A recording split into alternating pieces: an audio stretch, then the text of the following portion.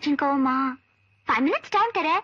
நான் என்ன பிரசன்ட் வாங்கிட்டு வந்திருக்கேன்னு கரெக்டா சொன்னா ஒரு அம்மா தரேன். வேண்டாம், பிரசன்ட் வேண்டாம், ஒண்ணு வேண்டாம். நீ போயிடு. என்ன பொய்க்கோ வந்தானே? இத பார், தயவு செஞ்சு போயிடு. இனிமேல நான் சஸ்பென்ஸ் வைக்க விரும்பல. உங்களுக்காக வாங்கிட்டு வந்த பிரசன்ட் இந்த ஷர்ட் தான். நானே போட்டு விடுவேனா?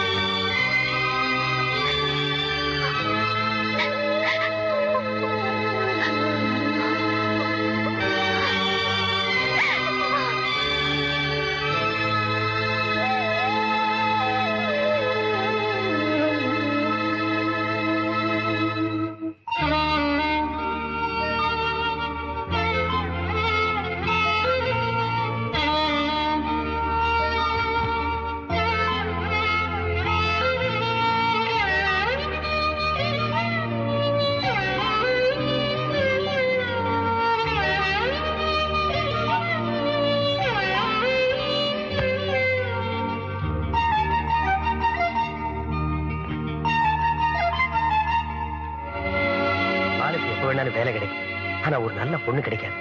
இவங்க 2 பேரையும் நம்ம சேர்த்து வச்சிடணும்.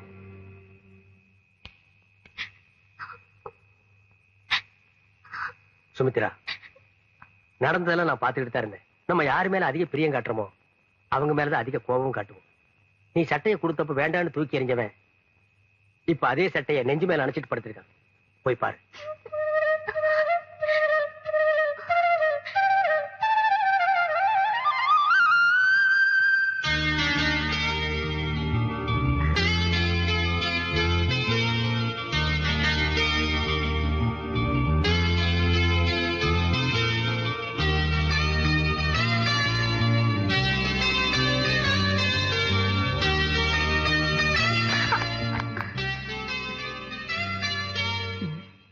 நான் போனதுக்கு அப்புறம் ஷர்ட்டை கட்டி பிடிச்சு தூங்குற அளவுக்கு என் மேல பிரியா இருக்குல்ல.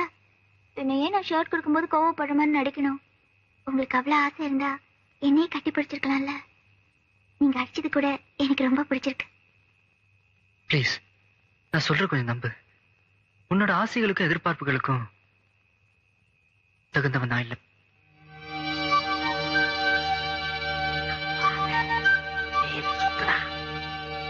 கல்யாணத்தன்னைக்கு ஒரு பொண்ணு கழுத்துல ஏற மஞ்ச கயிறு தாலி கயிறை நிலைக்கிறதும் தாம்பு கயிறா மாறுறதும் அதை கட்டவனோட யோகிதை பொறுத்தது. எனக்கு அந்த யோகிதை இல்ல. என்ன மறந்துரு. அப்புறம் நீ நினைக்கிற மாதிரி நான் எந்த வேலையிலும் இல்ல. சுயமா சம்பாதிக்கிறவனும் இல்ல. உனக்கு எந்த விதத்திலையும் நான் தகுதியானவனும் இல்ல. இனியும் உனக்கு எப்படி சொல்லி புரிய வைக்கிறதுன்னு எனக்கு தெரியல. பூக்குற எல்லா பூவும் பூஜைக்கு போகணும்னு தான் ஆசைப்படுது. ஆனா அது பூஜைக்கு போறதும் புதக்குழிக்கு போறதும் அந்த பூவோட ஆசைப்படி நடக்கிறது இல்ல. அது மாதிரிதான் வாழ்க்கையும். நீ நினைக்கிற மாதிரி வாழ்க்கை விளையாட்டு இல்ல. தயவு செஞ்சு மறந்துரு. அற்புதமான நடிப்பு, அருமையான வசனம். நாளைக்கு காலையில நான் கொடுத்த ஷர்ட்டை நீங்க போட்டு வரீங்க. ஓகே? எனக்கு கோயிலுக்கு வர சொன்னீங்களாமே, கோபால் சொன்னாரு. ராத்திரி நீங்க சுமித்ராவும் பேசிட்டு இருந்தத நான் கேட்டேன்.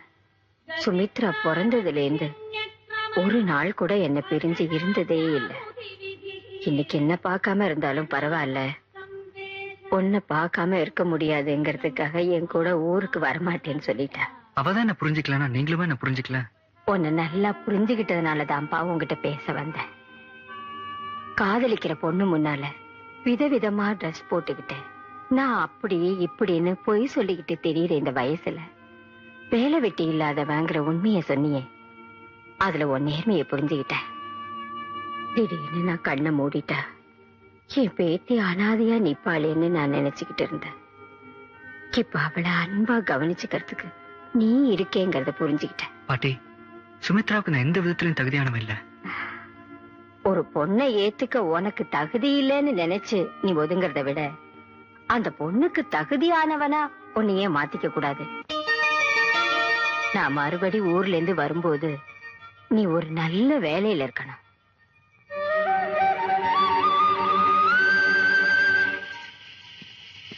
நிலுப்பா, எங்க போற?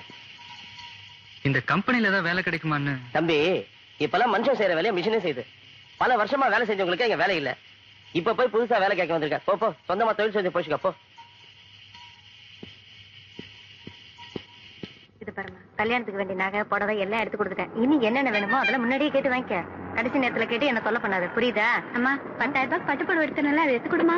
ஏமா இப்ப கையில காசு இல்ல, வரும்போது வாங்கி தரல. நாம கல்யாண வேலையா அலைஞ்சிட்டு இருக்கோம். உங்க அப்பா எங்க குடிச்சிட்டு தெரியறாரோ என்னவோ.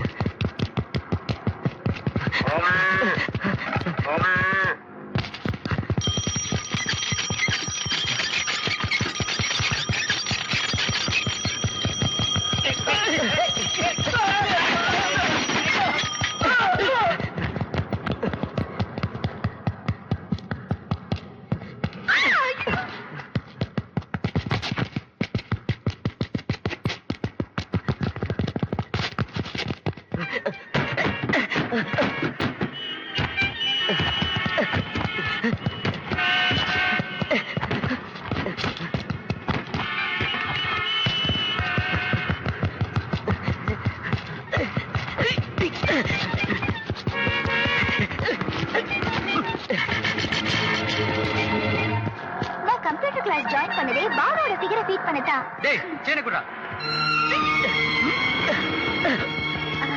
எனக்கு கொஞ்சம் வேலை இருக்கு, அப்புறமா பார்க்கலாம்டி. என்ன தகராறீங்க சார்? ஒரு பொண்ணு கைட்டு வந்து செயின் அறுத்துட்டு ஓடி வந்தா சார். நான் பிடிக்கலாம் என்ன ஓடி போயிருப்பான் சார். இல்ல சார், நான் திருடல. இவன் தான் திருடிட்டு ஓடி வந்தான். ஏய், யார பத்திர திருடன்ற? நீ திருடிட்டு என் மேல போறியா? சார், இவன் தான் திருடன். பாலு, என்னாச்சு பாலு? என்ன நடந்தது? செயின் இவன் திருடிட்டு பழைய ஏமால போடுறான் சுமித்ரா. ஏடா பட்ட பகல செயின் திருட்டு ஒண்ணுமே தெரியாத மாதிரி அடிக்கிறியா? யோ, யார பார்த்து திருடன்னு சொல்ற? இவர் யார் தெரியுமா? ஒரு பெரிய ஆபீஸ்ல கௌரவமான வேலையில இருக்காரு. இவர் எதுக்காக செயினை திருடணும்? யார் இவனா? கேவலம் ஒரு பொண்ணு கைட்டு வந்து செயினை திருடிட்டு ஓடி வந்தவன். இவன் பெரிய கம்பெனில வேலை செய்யறானா?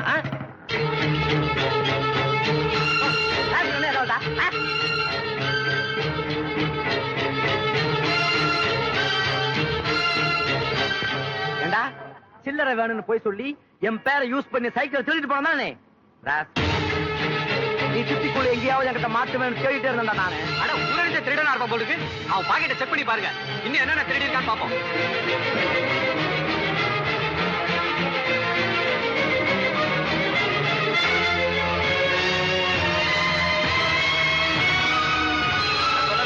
இவன் தான் திருடிட்டு வந்தானு. இப்போ அதை நம்புங்க சார். இல்ல நான் அடிக்கல, என்ன நம்புங்க சார். இந்த செயின் எப்படி என் பாக்கெட்ல வந்ததுன்னு எனக்கு தெரியாது. ஏண்டா போலீஸ்காரங்க திருநாச்சே நீ? உண்மையை சொல்லுங்க, நீங்க திருடுனீங்களா?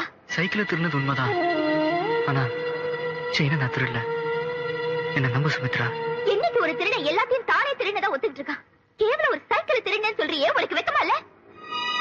இவ்வளவு கேவலமானவன் கூட பழகுறத நினைச்சு நான் வெக்கப்படுறேன், வேதனைப்படுறேன்.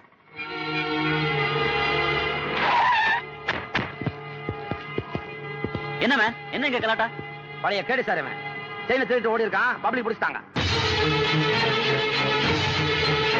Constable sir.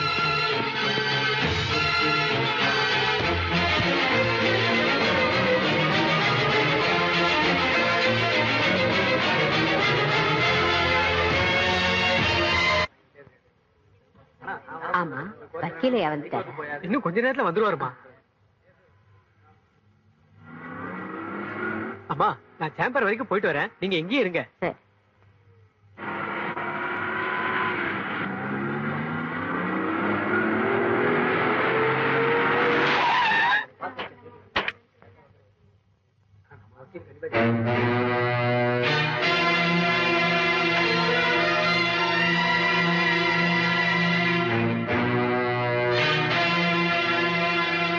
காடு வா வாங்குது, வீடு போங்குது.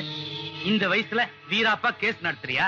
இந்த உடம்புல ஒரு சொட்டு ரத்தம் இருக்கிற வரைக்கும் கேஸ நடத்துவேன். ஆனா வீட்டை உனக்கு விட்டு கொடுத்துருவேன்னு மட்டும் கனவு காணாத. இத பார், எப்ப உன் மகளை தொட்டு தாலி கட்டி உன் வீட்டு மருமகனானோ அப்பவே அந்த வீட்டு மேல எனக்கும் உரிமை உண்டு, பங்கு உண்டு. என் பங்குக்கு அந்த வீட்டை துண்டு போடாம விட மாட்டேன். எப்போ கட்டின பொண்டாட்டின்னு கூட பார்க்காம காசுக்காக என் மகளை கொலை பண்ணினியோ அன்னைக்கே உனக்கும் எனக்கும் இருந்த மருமக மாமியாருங்கிற பொட்டு உறவு எல்லாம் அறுந்து போச்சு. அதுக்கப்புறமும் சொத்துல பங்கு கேக்குறீங்க, உனக்கு வெக்கமா இல்ல? நீ என்ன பண்ணுவியோ ஏது பண்ணுவியோ எனக்கு தெரியாது. என் மகன் டெல்லியில இருந்து வந்ததும் உன் பேத்தி அவனுக்கு கட்டி வச்சு வீட்டையும் அவன் பேர்ல எழுதி வச்சிரு. கடைசி காலத்துல போனா போதுன்னு கால் வைத்து கஞ்சாவது உனக்கு ஊத்துறேன். இல்ல கேஸ் என் பக்கம் ஜெயிச்சது, நீயும் உன் பேத்தியும் அனாதையா நடுத்தருவில் நிப்பீங்க. அத கோர்ட் முடிவு பண்ணட்டும்.